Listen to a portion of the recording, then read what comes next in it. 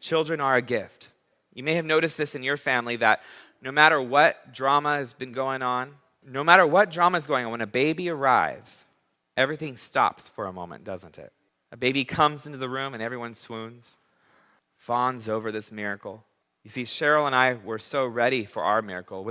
With Eliza, especially because Cheryl and I we were worried for a while that we weren't conceiving. And from the time we dated, from even before we dated, from when we dated, we were dreaming together. We would talk about raising our family. We dated for a year, we were engaged for a year, and then we got married. And that whole time we were planning for our family. We were talking about how many kids we wanted, talking about how we wanted to live, how we wanted to raise our kids. And when it came time, after a few years of being married, it felt like God suddenly had other plans for us, and it didn't make sense to us. And it really was heartbreaking. And if you've been in that position, I will weep with you, and I'll pray with you, because it is heartbreaking to think that you don't get to participate in the dream of raising a family. And truthfully, for me, it was emasculating. It caused me as a man to be just insecure. Like, we're doing all the right things. Like, why? What's wrong with us? And there's people throwing away children. And so as a couple, it was something that we were even kind of, because it was so humiliating, it was something that we didn't share, not even with our family very much.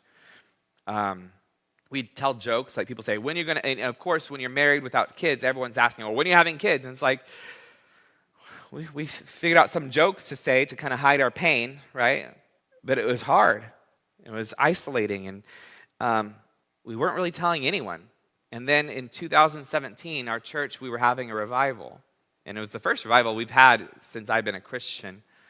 And so Cheryl and I, in the middle of it, we decided, we're gonna bring this to God. And we're going to involve people in praying with us. And so that night, Cheryl and I went over to Pastor Dan and Julie, and we let them know, this is what's been going on. We've been married for a few years. We don't have children.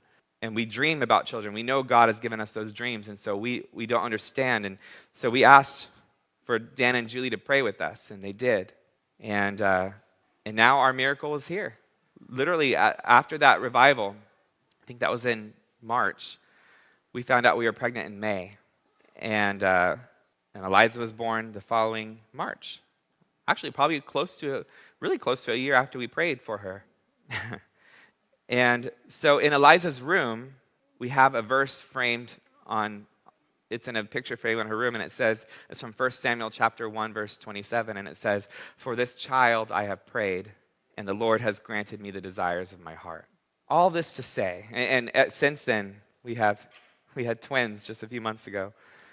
And so, because we kind of found ourselves in another situation where we wanted to give Eliza a sibling, but I don't know, the Lord, I think he allows us to get to know him in the valley, is the truth. We had to go through another valley, and once again, we prayed, God, just give us one more child, and he gave us two. And then I said, God, stop.